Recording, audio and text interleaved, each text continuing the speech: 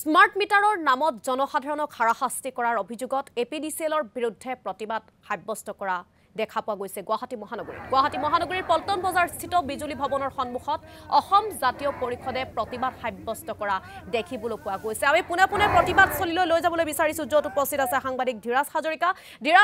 আপোনাৰ ওচৰলৈ আহিছো, যিহেতু এপিডিচিএলৰ কাৰ্যালয়ৰ সন্মুখতে উত্তপ্ত পৰিস্থিতিৰ সৃষ্টি কৰি তুলিছে মহিলাসকলে। স্মাৰ্ট মিটাৰৰ নামত যিহেতু জনসাধাৰণ এতিয়া হাৰাশাস্তিৰ সন্মুখীন হ'বলগীয়া হৈছে, প্ৰতিবাদকাৰীসকলৰ আহ্বান কি চৰকাৰলৈ?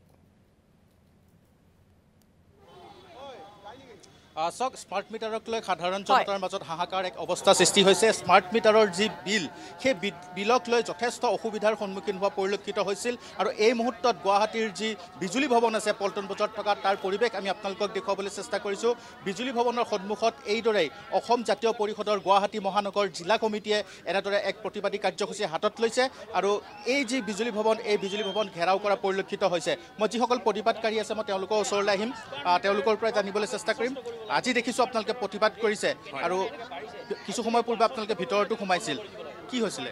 নহয়, আচলতে স্মাৰ্ট মিটাৰৰ যিটো ব্যৱস্থা অসম চৰকাৰে কৰিছে, ব্যৱস্থাটো এনেকুৱা হৈছে যে স্মাৰ্ট মিটাৰৰ কোনো আগবাঢ়ি নথকাকৈ দুখীয়া মানুহৰ যিটো ইলেক্ট্ৰিচিটিৰ কাৰণে বিদ্যুতৰ যিটো হেৰি হৈছে, কি কয় এইটোক, মানে বিল অস্বাভাৱিকভাৱে বৃদ্ধি হৈছে, কিন্তু চৰকাৰৰ কোনো সদুত্তৰ এটা দিব পৰা নাই ৰাইজক। মূল্য বৃদ্ধিয়ে কোঙা কৰিছে, তাৰ ওপৰত বিদ্যুৎ বিলে অসমীয়া সমাজক, অসমীয়া গাঁৱৰ মানুহবিলাকক কোঙা কৰি পেলাইছে। তাৰ প্ৰতিবাদত আজি আমি অসম জাতীয় পৰিষদে বিদ্যুৎ বিভাগত আহি আমাৰ স্মাৰক পত্ৰ দিছোঁ যে স্মাৰ্ট মিটাৰ অতি শীঘ্ৰে বন্ধ হ'ব লাগে, আৰু পুৰণা যি ছিষ্টেম, বিলিং ছিষ্টেম আছিলে, সেই তাত আকৌ নতুনকৈ প্ৰযোজ্য কৰিব লাগে।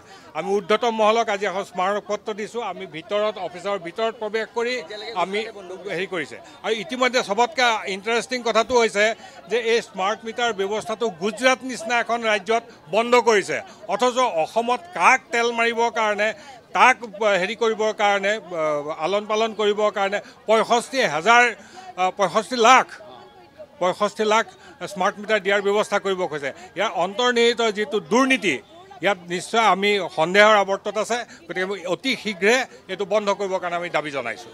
আমি দেখোঁ যে সময়ে সময়ে বহুলোকে অভিযোগ উত্থাপন কৰে যে তেওঁলোকৰ যি বিদ্যুতৰ বিল, সেয়া বহু পৰিমাণে বৃদ্ধি হয়, আৰু এটা অস্বাভাৱিক এটা বিদ্যুতৰ বিল আহে।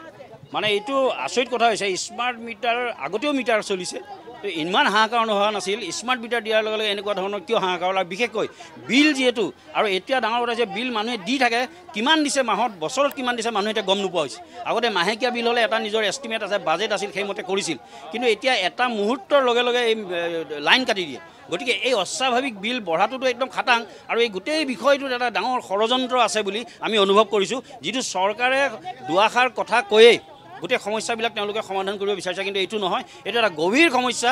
অসমৰ জনসাধাৰণৰ ইতিমধ্যেই বয় বস্তুৰ এনেধৰণৰ মূল্য বৃদ্ধি, তাৰ মাজত ৰাতি যদি আন্ধাৰত থাকিব লাগে, এই গৰমত যদি ফেন নোহোৱাকৈ থাকিব লাগে, এই গৰমত যদি লাইন হঠাৎ কাটি দিয়ে, মানে সেই পৰিয়ালটোৰ কেনেধৰণৰ অৱস্থা হ'ব?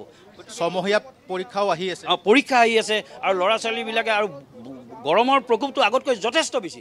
গতিকে এই ধৰণৰ এইটো আচলতে এটা অত্যাচাৰ আমাক কৰা হৈছে, আমাৰ জনসাধাৰণৰ ওপৰত অত্যাচাৰ কৰা হৈছে, আৰু সকলো ফালেদি অসমৰ জনসাধাৰণক হেঁচা মাৰি ধৰা হৈছে, যাতে তহঁতে সদায় এই চিন্তাতেই থাক, তহঁতে আৰু উন্নতি কৰিব নোৱাৰিবি। কিন্তু এই সন্দৰ্ভত যেতিয়া বিভাগীয় মন্ত্ৰীক সোধা হয় বা বিজেপি চৰকাৰৰ মন্ত্ৰীসকল বা নেতাসকলক কোৱা হয়, তেওঁলোকে কিন্তু অদ্ভুত ধৰণৰ এটা যুক্তি দিয়ে যে গৰম দিন, মানে তেওঁলোক কেইজন জ্ঞানী হ'ব লাগে, বাকী অসমৰ প্ৰায় 3 কোটি মানুহ মূৰ্খ হ'ব লাগিব। আমি 3 কোটি মানুহে মূৰ্খ, আৰু তেওঁলোক এই 2-4জন মানে জ্ঞানী মানুহ আছে, তেওঁলোকে চব কথা কয়। আৰু এই কথাটোৰ আমি যদি এনেকুৱা হ'লেহেঁতেন, অসমততো পঢ়া শুনা কৰা মানুহ নাই, পঢ়া শুনা কৰা মানুহ ইমান আছে, ইমান জ্ঞানী মানুহ আছে, সেইসকলেওতো এই বিষয়ত প্ৰতিবাদ কৰিছে, সেইসকলেও ইয়াত প্ৰশ্নবোধক চিন আনিছে। এই প্ৰশ্নবোধক চিনটো কিয় আনিব পাৰিছে?